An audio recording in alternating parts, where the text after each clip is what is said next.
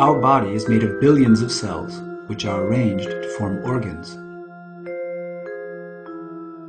Approximately 1.5 meters of DNA are stored in each cell.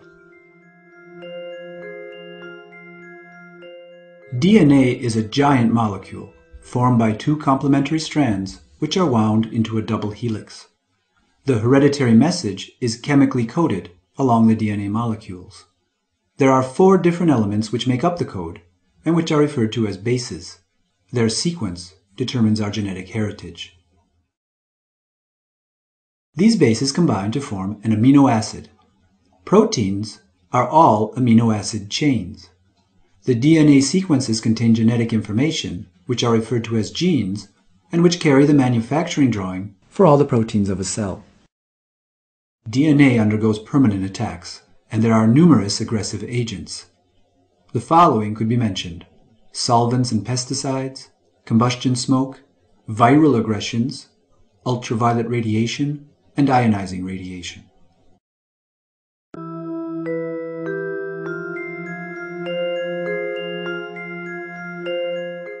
All molecules can be affected by radiation, but it is when DNA is impacted that there are the greatest consequences for cellular operations.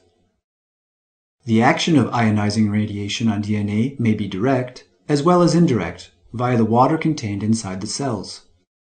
Water consists of free radicals. These free radicals, which are chemically very reactive, damage the DNA molecules located nearby.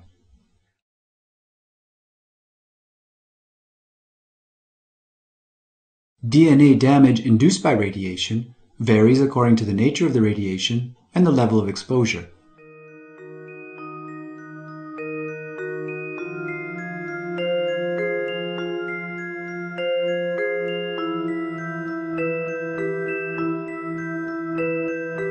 Luckily, the cell has been provided with extremely efficient repair systems.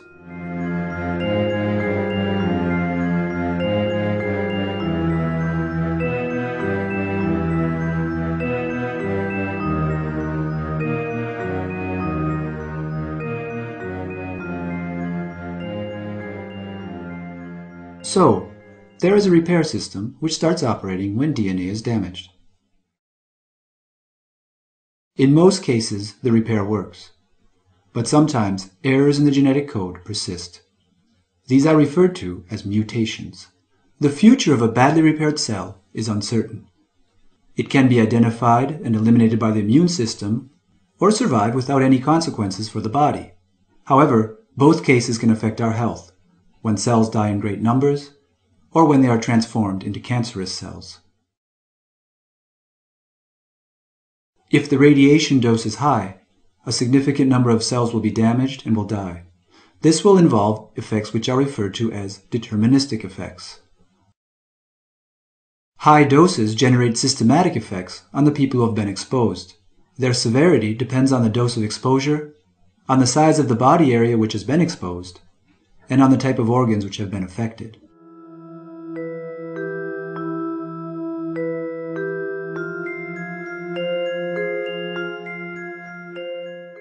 The occurrence of cancerous cells is the other serious consequence.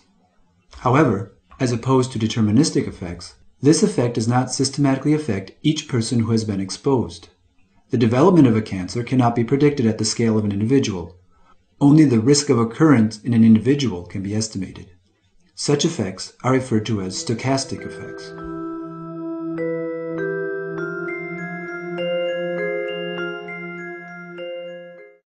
Several groups of studies have shown that there is an increased risk of cancer in populations exposed to high doses, and that in some cases it may take several decades before the cancer appears. The following are 4 cases.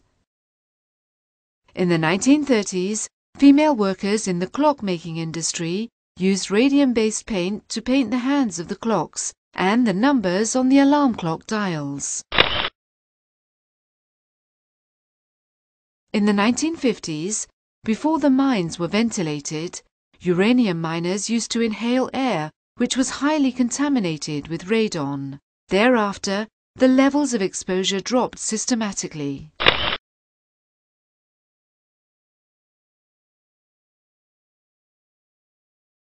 The bombs of Hiroshima and Nagasaki in August 1945 caused the immediate death of 200,000 people. The 300,000 survivors were irradiated with various doses, which were all delivered at a high rate.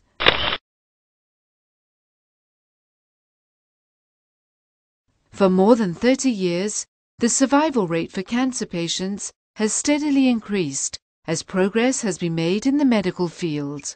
But secondary cancer caused by treatment is still a risk.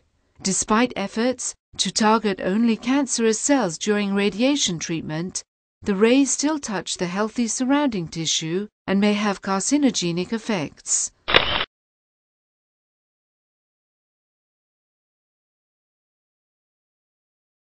These last three groups of studies have made it possible to quantify the relationship between radiation doses and cancer frequency. But it is difficult to assess the validity of this cause and effect relationship when the results are extrapolated for current doses, which are much lower.